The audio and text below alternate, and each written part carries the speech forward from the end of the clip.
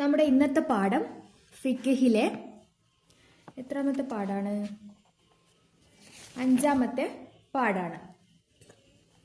5ാമത്തേക്ക് തന്നെയല്ലേ?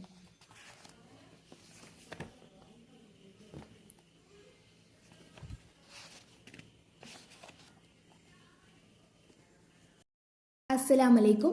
നമ്മുടെ ഇന്നത്തെ പാഠം ഫിഖ്ഹിലെ 4ാമത്തെ പാഠമായ മാ യുഅഫ അൻഹു മിനൻ നജാസാത്ത് എന്ന പാഠമാണ് നമ്മൾ ഇന്ന് പഠിക്കാൻ വേണ്ടി പോകുന്നത്. ഈ പാഠത്തിൽ നമുക്ക് ഇളവ് ലഭിക്കുന്ന നജസുകളെ പറ്റിയിട്ടാണ് പ്രധാനമായിട്ടും പഠിക്കുന്നത്. നമുക്കറിയാം, ശുദ്ധി ഇസ്ലാമിൽ വളരെ പ്രധാനപ്പെട്ടതാണ്. നിസ്കാരം സഹിയാകാൻ ശരീരവും വസ്ത്രവും സ്ഥലവും ശുദ്ധിയായിരിക്കണം. നിസ്കരിക്കുന്ന സ്ഥലവും നമ്മുടെ ശരീരവും വസ്ത്രവും ശുദ്ധിയായിരിക്കണമെന്നറിയാം. എന്നാൽ ചില നജസുകൾക്ക് നിസ്കാരത്തിൽ ഇളവ് നൽകപ്പെട്ടിട്ടുണ്ട്. അവ ഏതെല്ലാമാണെന്ന് നമുക്ക് ഇതിലൂടെ പഠിക്കാൻ വേണ്ടി പോകുന്നത്. അപ്പോൾ അതായത് ശരീരത്തിലോ വസ്ത്രത്തിലോ ആ ഒരു സ്ഥലത്തോ ചില നജസുകൾക്ക് ഇളവ് നൽകിയിട്ടുണ്ട്. അപ്പോൾ ആ ഒരു നജസ് ഉണ്ടായാൽ നമുക്ക് നിസ്കാരം തുടരാം, അല്ലെങ്കിൽ നിസ്കാരത്തിന് ഇളവുകൾ ഉണ്ട് എന്നാണ് നമ്മൾ ഈ ഒരു പാഠഭാഗത്തിലൂടെ പഠിക്കാൻ വേണ്ടിയിട്ട് പോകുന്നത്. അപ്പോൾ ഇളവ് ലഭിക്കുന്ന നജസുകളിൽ ഒന്നാമത്തേത് ഏതാണ്? ഇവിടെ നോക്കൂ. ഒലിക്കുന്ന രക്തമില്ലാത്ത കൊതുക് പോലെയുള്ളവയുടെ രക്തം, പിന്നെ മുറിവ്, മുഖക്കുരു, ചോരക്കുരു മുതലായവയുടെ രക്തം, ചലം.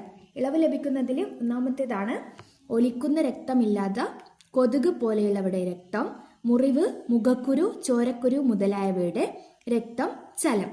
ഇതിപ്പോൾ നമ്മൾ ഒരു കൊതുക് കടിച്ചാൽ നമുക്ക് കാണാം. നമ്മളിപ്പോൾ കൊതുക് കടിച്ചു കഴിഞ്ഞാൽ അതിനെ അടിച്ചു കഴിഞ്ഞാൽ ആ ഒരു തുള്ളി മാത്രമേ അവിടെ ഉണ്ടാവുള്ളൂ. അതെന്താവില്ല, ഒലിച്ച് വരില്ല. അതുപോലെ മുഖക്കുരു വന്നിട്ട് പൊട്ടിക്കഴിഞ്ഞാൽ അതിൻ്റെ ഉള്ളിൽ നിന്ന് രക്തവും ചലമൊക്കെ വന്നാൽ അതെന്താവില്ല, ഒലിച്ച് താഴ്ന്നിറങ്ങില്ല അല്ലേ. അത് പൊട്ടിയിട്ട് അവിടെ തന്നെ ഒരു അങ്ങനെ നിൽക്കുന്നത് നിങ്ങൾ ശ്രദ്ധിച്ചിട്ടില്ലേ? അപ്പോൾ ഇവിടെ നോക്കൂ. ഇവ തൻ്റെ പ്രവൃത്തി കൊണ്ടല്ലെങ്കിൽ കൂടുതലാണെങ്കിലും ഇളവുണ്ട്. ഇവ തൻ്റെ പ്രവൃത്തി കൊണ്ടല്ലെങ്കിൽ കൂടുതലായാലും ഇളവുണ്ട്. തൻ്റെ പ്രവൃത്തി കൊണ്ട് എന്ന് പറഞ്ഞാൽ ഇപ്പോൾ ഒരു മുഖക്കുരു, ചോരക്കുരു അല്ലെങ്കിൽ കൊതുക് കടിച്ചു കഴിഞ്ഞാൽ അതിന് നിങ്ങൾ പൊട്ടിച്ച് നമ്മളിങ്ങനെ വലുതാക്കില്ലേ. അപ്പോൾ ഇവിടെ എന്താ പറയുന്നത്? ഇവ തൻ്റെ പ്രവൃത്തി കൊണ്ടല്ലെങ്കിൽ കൂടുതലാണെങ്കിലും ഇളവുണ്ട്. തൻ്റെ പ്രവൃത്തി കൊണ്ടാണെങ്കിൽ കുറഞ്ഞതിന് മാത്രമേ ഇളവ് ഉള്ളൂ. അതിൻ്റെ വിശദീകരണം ഞാൻ പറയാം. ഇപ്പോൾ കൊതുക് കടിച്ച ശരീരത്തിലെ മുറിവുകൾ, പിന്നെ മുഖക്കുരു, ചോരക്കുരു തുടങ്ങിയവയിൽ നിന്ന് രക്തമോ ചലമോ പുറത്തു വരുന്നത് നമ്മൾ കാരണമല്ലാതെ തനിയെ സംഭവിക്കുന്നതാണെങ്കിൽ അത് കൂടുതൽ അളവിലായാലും അള്ളാഹു ഇളവ് നൽകും. എന്നാലോ നമ്മുടെ പ്രവൃത്തി കൊണ്ടാണെങ്കിൽ ഇളവ്, പിന്നെ ചെറിയ ഇളവ്, കുറഞ്ഞതിന് മാത്രമേ ഇളവ് ലഭിക്കുകയുള്ളൂ. ഇപ്പോൾ ഒരാളുടെ ശരീരത്തിൽ വലിയൊരു ചോരക്കുരുവോ അല്ലെങ്കിൽ മുറിവോ ഉണ്ട്. നിസ്കരിക്കുമ്പോൾ അല്ലെങ്കിൽ ഉറങ്ങുമ്പോൾ ആ കുരു തനിയെ പൊട്ടി വസ്ത്രത്തിൽ രക്തവും ചലവും പടർന്നു. അത് അദ്ദേഹം മനഃപൂർവ്വം ചെയ്തതല്ല, തൻ്റെ പ്രവൃത്തി കൊണ്ടുമല്ല. അതിനാൽ ആ രക്തം കൂടുതൽ അളവിലുണ്ടെങ്കിലും അത് എന്താക്കപ്പെടും? അതിന് ഇളവ് ഉണ്ട്. അതല്ലാതെ മറിച്ച് നമ്മൾ ഒരാളുടെ മുഖത്ത് ചോരക്കുരുവോ അല്ലെങ്കിൽ മുഖക്കുരുവോ ഉണ്ട്. ആ കുരു അമർത്തി ഞെക്കി പിഴിഞ്ഞ് രക്തവും ചലമൊക്കെ പുറത്തു കൊണ്ടുവന്നു. അതിനെന്തില്ല? തൻ്റെ പ്രവൃത്തി കൊണ്ടാണെങ്കിൽ കുറഞ്ഞതിന് മാത്രമേ ഇളവുള്ളൂ. കൂടുതലാക്കി കഴിഞ്ഞാൽ അതിനെന്തില്ല? ഇളവില്ല. കുറഞ്ഞതിന് ഇളവുണ്ട്. അങ്ങനെയാണ് അവിടെ പറയുന്നത്.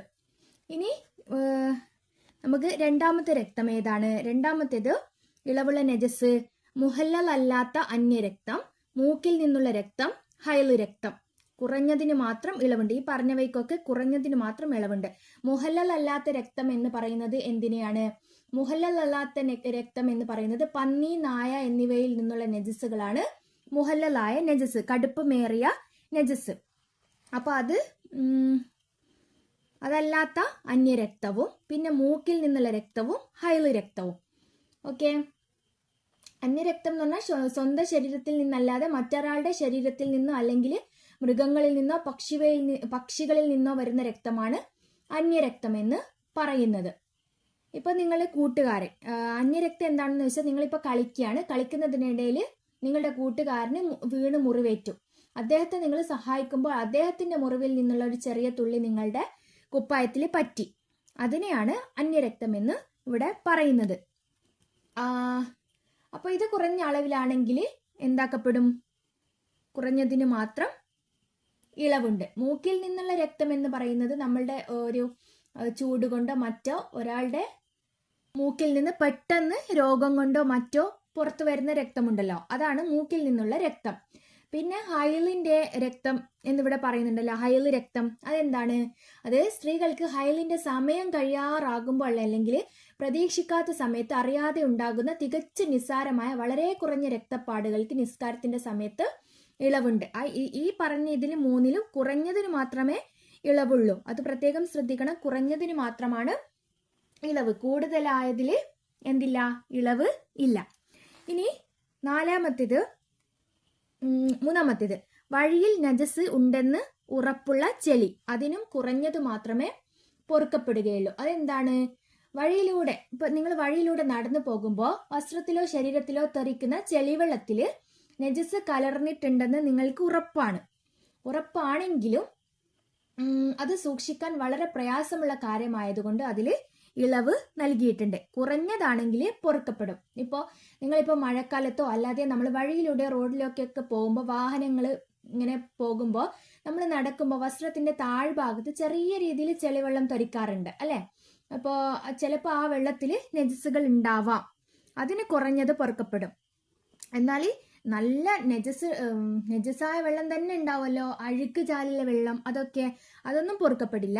വഴിയിൽ നജസ് ഉണ്ടെന്ന് ഉറപ്പുള്ള ചെളി, അത് കുറഞ്ഞതാണ് പൊറുക്കപ്പെടുന്നത്. ഇനിയോ ഈച്ചയുടെ കാഷ്ടം, വവ്വാലിന്റെ മൂത്രം, കാഷ്ടം പൊറുക്കപ്പെടും. അതെങ്ങനെയാണ്? ഈച്ചയുടെ കാഷ്ടവും വവ്വാലിന്റെ മൂത്രം, കാഷ്ടമൊക്കെ ശരീരത്തിലോ വസ്ത്രത്തിലോ അല്ലെങ്കിൽ നിസ്കരിക്കുന്ന പള്ളിയിലോ വീണാൽ അത് പൊറുക്കപ്പെടും. അതെന്തുകൊണ്ടാണ് അങ്ങനെ പറയുന്നത്? സാധാരണയായി മൃഗങ്ങളുടെയും പക്ഷികളുടെയും മൂത്രവും വിസർജനവും നജസാണ്. എന്നാൽ ഇവിടെ നമുക്ക് എന്തിനാണ് ഈച്ച, വവ്വാല് തുടങ്ങിയ ജീവികളുടെ വിസർജനങ്ങൾ മനുഷ്യർക്ക് തികച്ചും സൂക്ഷിക്കാൻ കഴിയാത്ത ഒന്നാണ് അല്ലെ? നമ്മുടെ വീടിലും പള്ളികളിലും ഒക്കെ നിരന്തരം വന്നിട്ട് മുകളിലായിട്ട് ഇരിക്കുന്നവയാണ് അത് പള്ളികളുടെ മേൽക്കൂരയിലും ഉയരത്തിലും ഒക്കെയാണ് ആ ഒരു ഈച്ചയൊക്കെ നിൽക്കുക. തൂങ്ങിക്കിടക്കുന്ന വവ്വാലിൽ നിന്ന് ഒരു തുള്ളി മൂത്രമോ കാഷ്ടമോ താഴെയുള്ള പായയിലോ വസ്ത്രത്തിലോ വീണ് കഴിഞ്ഞാൽ നമുക്കത് പൊറുക്കപ്പെടുന്ന ഒരു നജസായിട്ട് കണക്കാക്കപ്പെടും. കാരണം എന്താണ്? ഈ ജീവികൾ വായുവിൽ പറന്ന് നടക്കുന്നതാണ്, ഉയർന്ന സ്ഥലങ്ങളിൽ ഇരിക്കുന്നതുമായതുകൊണ്ടാണ് ഈ ഒരു ഈച്ചയുടെ കാഷ്ടം, വവ്വാലിന്റെ മൂത്രവും കാഷ്ടമൊക്കെ പൊറുക്കപ്പെടുന്നത്, ഇസ്ലാമില് പൊറുക്കപ്പെടുന്നത്. അപ്പോൾ ഇനി അടുത്തത് ഇത് നമുക്ക് നോക്കാം. കുറവും കൂടുതലും തീരുമാനിക്കുന്നത് പതിവ് അനുസരിച്ചാണ്. ഒരു വസ്തുവിൽ നജസ് ഉണ്ടെന്ന് ഉറപ്പില്ലെങ്കിൽ അത് ശുദ്ധിയുള്ളതായിട്ട് പരിഗണിക്കുകയും ചെയ്താം. എന്താണ് പറയുന്നത്? കുറവും കൂടുതലും തീരുമാനിക്കുന്നത് പതിവ് അനുസരിച്ചാണ്. അതെങ്ങനെയാണ്? ഇപ്പോൾ കുറവും കൂടുതലും തീരുമാനിക്കുന്നത്, ഇപ്പോൾ നമ്മൾക്കിപ്പോൾ ഇത് കുറവും കൂടുതലും നമുക്കിപ്പോൾ ഗ്രാമോ അല്ലെങ്കിൽ സ്കെയിലോ വെച്ചിട്ട് അളക്കാൻ വേണ്ടി സാധിക്കില്ല. കുറവാണോ കൂടുതലാണോ ഉള്ളത്. അതെങ്ങനെയാണ്? ഇപ്പം കുറഞ്ഞത് കണ്ടാൽ ഇത് വളരെ നിസ്സാരമായ അളവല്ലേ ഉള്ളൂ എന്ന് നമ്മൾ പറയുമല്ലോ, ഒരു രക്തക്കറ കണ്ടാൽ. എന്നാൽ കുറേ അധികം കണ്ടാൽ ഇത് അധികം ഉണ്ടല്ലോ എന്നും നമ്മൾ പറയും അല്ലേ?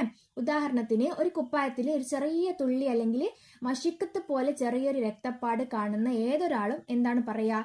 ഇത് നിസ്സാരം, ഇത് കുറവല്ലേ ഉള്ളൂ. എന്നാലോ ആ ഒരു വസ്ത്രത്തിൽ തന്നെ വലിയ അളവിൽ ഒരു നാണയത്തിന്റെ വലിപ്പത്തിലൊക്കെ രക്തക്കറ കണ്ടാൽ അവിടെ നമ്മൾ എന്ത് പറയും? ഇത് കൂടുതലുണ്ടല്ലോ. അങ്ങനെ നമ്മൾക്ക് പതിവ് അനുസരിച്ച്, നമ്മളിപ്പോൾ പതിവായിട്ട് നമ്മളിത് കുറവാണ് കൂടുതലാണ് എന്ന് പറയുമല്ലോ, ആ ഒരു രീതിക്ക് അനുസരിച്ചിട്ടാണ് അത് തീരുമാനിക്കുന്നത്, കുറവാണോ കൂടുതലാണോ എന്നുള്ളത്.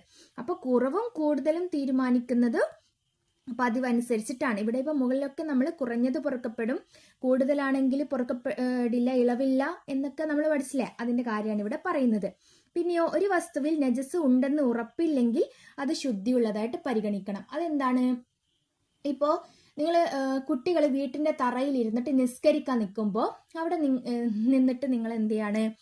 ഇങ്ങനെ സംശയിക്കുകയാണ്, ഇവിടെ പണ്ട് കുട്ടി മൂത്രം ഒഴിച്ചിട്ട് അത് എന്താണ് ഉണങ്ങിപ്പോയതായിരിക്കുമോ, അല്ലെങ്കിൽ നമ്മളോട് മറന്നു പോയതായിരിക്കും എന്നൊക്കെ സംശയമാണ്.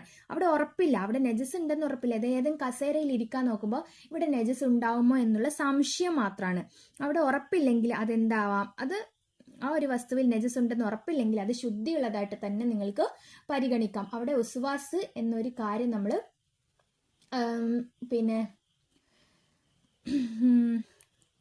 കൊണ്ടുവരരുത്.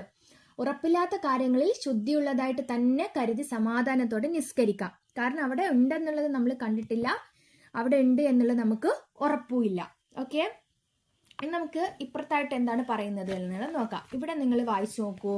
ഇവിടെ നിസ്കരിക്കാൻ പോകുന്നവന്റെ ശരീരത്തിലോ വസ്ത്രത്തിലോ ഇളവില്ലാത്ത നജസ് ഒരാൾ കണ്ടാൽ അവനെ ഉണർത്തൽ നിർബന്ധമാണ്. അങ്ങനെ എന്താണ്? നിസ്കരിക്കാൻ പോകുന്നവന്റെ ശരീരത്തിലോ വസ്ത്രത്തിലോ ഇളവില്ലാത്ത നജസ് ഒരാൾ കണ്ടു. അപ്പൊ ഇയാള് കണ്ടിട്ടില്ല, ഇയാള് കുപ്പായത്തിന്റെ പിറകിൽ, ഇപ്പൊ ഒരാൾ നിസ്കരിക്കാൻ പള്ളിയിലേക്ക് പോവാണ്.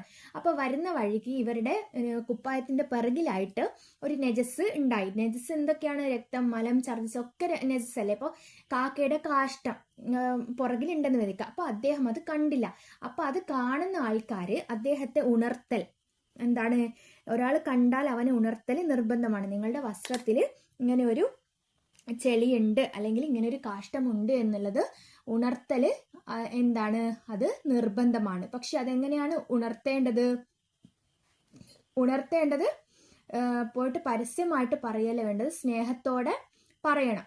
മറ്റൊരാളുടെ വീഴ്ച ചൂണ്ടിക്കാണിക്കുമ്പോൾ നമ്മൾ അദ്ദേഹത്തെ കുറ്റപ്പെടുത്താതെ, മറ്റൊരാൾ കേൾക്കാതെ അദ്ദേഹത്തിനോട് രഹസ്യമായിട്ട് തന്നെ പറയണം അല്ലെ. അപ്പോൾ അങ്ങനെ നമ്മൾ കണ്ടു കഴിഞ്ഞാൽ പറഞ്ഞു കൊടുക്കണം. പിന്നെയോ, ഇബാദത്തിലെ നിർബന്ധമായ ഒരു കാര്യത്തിൽ ഒരാൾക്ക് വീഴ്ച വന്നതായി കണ്ടാലും അറിയിച്ചു കൊടുക്കൽ നിർബന്ധമാണ്. അപ്പോൾ ഇങ്ങനെ ഇളവില്ലാത്ത നജസ് കണ്ടാലും പറഞ്ഞു കൊടുക്കണം. ഇബാദത്തിൽ നിർബന്ധമായ ഒരു കാര്യത്തിൽ ഒരാൾക്ക് വീഴ്ച വന്നാലും പറഞ്ഞു കൊടുക്കണം. ഇബാദത്തിൽ നിർബന്ധമായിട്ടുള്ള ഒരു വീഴ്ച വന്നു പോയി എന്ന് പറഞ്ഞാൽ എന്താണ്? ചിലപ്പോൾ അദ്ദേഹം വുളൂ ചെയ്യുമ്പോൾ കിബിലക്ക് മുന്നിട്ടല്ലായിരിക്കാം ഉണ്ടാവുക. അപ്പൊ നമ്മൾ എന്ത് പറഞ്ഞു കൊടുക്കുക? ഇത് കിബില ഇങ്ങോട്ടല്ല അങ്ങോട്ടാണ്, അങ്ങനെയുള്ള കാര്യങ്ങൾ ഉണ്ടാവുമല്ലോ. അതുപോലെ വുളൂയിൽ എന്തെങ്കിലും മറന്നു പോയാൽ, അല്ലെങ്കിലോ നമ്മളിപ്പോ നിസ്കരിച്ചു കൊണ്ടിരിക്കുമ്പോൾ ഒരു റക്കത്ത് കുറഞ്ഞു പോയാൽ, അങ്ങനെയുള്ള കാര്യങ്ങളൊക്കെ സൗമ്യമായിട്ട് പറഞ്ഞു കൊടുക്കണം. ഇപ്പം ചിലപ്പോൾ റുക്കൂയിൽ പിന്നെ അല്ലെങ്കിൽ വുളു എടുക്കുമ്പോൾ തന്നെ എന്തെങ്കിലും അവയവങ്ങൾ കഴുകാൻ വിട്ടുപോയതൊക്കെ ഉണ്ടാവില്ലേ, അതൊക്കെ അറിയിച്ചു കൊടുക്കല് നിർബന്ധമാണ്. നജസിന്റെ കാര്യത്തിലും അതുപോലെ ഇബാദത്തിൽ നിർബന്ധമായ ഒരു കാര്യത്തിലും ഒരാൾക്ക് വീഴ്ച വന്നതായി കണ്ടാല് അറിയിച്ചു കൊടുക്കല് നിർബന്ധമാണ്. നിസ്കരിക്കാൻ വേണ്ടിയിട്ട് പള്ളിയിൽ വന്ന ഒരാളെ പറ്റിയിട്ടാണ് ഈ ഒരു ഇത് പറയുന്നത്. മനസ്സിലായെന്ന് വിചാരിക്കുന്നു. അപ്പൊ നമുക്കിനി ചോദ്യോത്തരം നോക്കാം. ചോദ്യോത്തരത്തില് കൊതുകിന്റെ രക്തം ഇളവ് ചെയ്യപ്പെടുന്നതാണോ? ഇതിന്റെ ആൻസർ ഇവിടെ നമുക്ക് നോക്കാം. കൊതുകിന്റെ രക്തം ഇളവ് ചെയ്യപ്പെടുന്നതാണോ? കൊതുകിന്റെ ഒലിക്കുന്ന രക്തമല്ലാത്ത കൊതുക് പോലെയുള്ളവരുടെ രക്തം എന്താണ്? തന്റെ പ്രവൃത്തി കൊണ്ടല്ലെങ്കിൽ കൂടുതലാണെങ്കിലും ഇളവുണ്ട്, തന്റെ പ്രവൃത്തി കൊണ്ടല്ലെങ്കിൽ കുറഞ്ഞതിന് മാത്രം ഇളവുള്ളൂ. ഓക്കെ, ഇളവുള്ള നജസുകൾ 3 എഴുതുക. എന്തൊക്കെയാണ് ഇളവുള്ള നജസുകൾ? അതും ഈ ഒരു പാരഗ്രാഫിൽ തന്നെയാണ് ഉള്ളത്. ഒലിക്കുന്ന രക്തമില്ലാത്ത കൊതുക് പോലെയുള്ളവരുടെ രക്തം, മുറിവ്, മുഖക്കുരു, ചോരക്കുരു, ചലം എന്നിവയൊക്കെ ഇളവുള്ള നജസുകളാണ്. നജസ് കൂടുതലോ കുറവോ എന്ന് തീരുമാനിക്കുന്നത് എങ്ങനെയാണ്? നജസ് കൂടുതലോ കുറവോ എന്ന് തീരുമാനിക്കുന്നത് എങ്ങനെയാണ്? ഇവിടെയാണ് അല്ലെ. കുറവോ കൂടുതലോ തീരുമാനിക്കുന്നത് പതിവ് അനുസരിച്ചാണ്. പിന്നെ ഇബാദത്തിൽ നിർബന്ധമായ ഒരു കാര്യത്തിൽ ഒരാൾ വീഴ്ച വരുത്തുന്നത് കണ്ടവൻ എന്ത് ചെയ്യണം? ഒരാള് നിർബന്ധമായ ഒരു കാര്യത്തിൽ വീഴ്ച വരുത്തുന്നത് കണ്ടവൻ അതെന്ത് ചെയ്യണം? അറിയിച്ചു കൊടുക്കൽ നിർബന്ധമാണ്. അപ്പൊ അതാണ് അതിന്റെ ഉത്തരം. ഇവിടെ വേറൊരു പ്രവർത്തനം ഉണ്ട്. നിസ്കരിക്കാൻ ഒരുങ്ങുന്ന ഒരാളുടെ വസ്ത്രത്തിൽ നജസ് കണ്ടാൽ നിങ്ങൾ എന്ത് ചെയ്യും? നിസ്കരിക്കാൻ ഒരുങ്ങുന്നവന്റെ വസ്ത്രത്തിൽ ഒരു നജസ് കണ്ടാൽ നമ്മളത് സൗമ്യമായിട്ട് രഹസ്യമായിട്ട് അദ്ദേഹത്തോട് സമാധാനപരമായി സ്നേഹത്തോടെ അയാൾക്കത് പറഞ്ഞു കൊടുക്കും അല്ലെ. അല്ലാതെ എല്ലാവരുടെ മുന്നിൽ വെച്ചിട്ട് നമ്മൾ പരിഹസിച്ചിട്ടോ കളിയാക്കിയിട്ടോ അല്ല ഒരാളുടെ കുറവുകൾ നമ്മൾ എന്ത് ചെയ്യേണ്ടത്? പറഞ്ഞു കൊടുക്കേണ്ടത്. അപ്പൊ ഇതൊക്കെയാണ് ഈ ഒരു പാഠഭാഗത്ത് നമുക്ക് പ്രധാനമായിട്ടും പഠിക്കാനുള്ളത്. പാഠം എല്ലാവർക്കും മനസ്സിലായെന്ന് വിചാരിക്കുന്നു. ഇതിന് മുൻപത്തെ പാഠങ്ങൾ ഞാൻ വീഡിയോ ആക്കി ചെയ്തിട്ടുണ്ട്. അപ്പൊ ഇതിൽ 3 നജസ്സുകളാണ് പ്രധാനമായിട്ട് പഠിക്കാനുള്ളത്. ഇളവുകൾ ലഭിക്കുന്ന നജസ്സുകൾ. അപ്പോൾ നാല് തരം നമ്മൾ പഠിച്ചിട്ടുണ്ട്. അപ്പോൾ എല്ലാവരും പരീക്ഷയ്ക്ക് വേണ്ടി തയ്യാറെടുക്കുന്ന എല്ലാ മക്കൾക്കും ഉന്നത വിജയം നൽകി അള്ളാഹു അനുഗ്രഹിക്കുമാറാകട്ടെ. അപ്പോൾ എല്ലാ കൂട്ടുകാർക്കും അസ്സലാമു അലൈക്കും. നിങ്ങൾക്ക് ഈ വീഡിയോ ഇഷ്ടമായിട്ടുണ്ടെങ്കിൽ പ്ലീസ് ഒന്ന് ലൈക്ക് ചെയ്യുക. നിങ്ങളുടെ വിലയേറിയ അഭിപ്രായങ്ങൾ ഒന്ന് കമൻറ്റ് ചെയ്യുക. പിന്നെ സബ്സ്ക്രൈബ് ചെയ്യാത്ത കൂട്ടുകാരുണ്ടെങ്കിൽ ഒന്ന് സബ്സ്ക്രൈബും കൂടി ചെയ്യുക. Thanks for watching.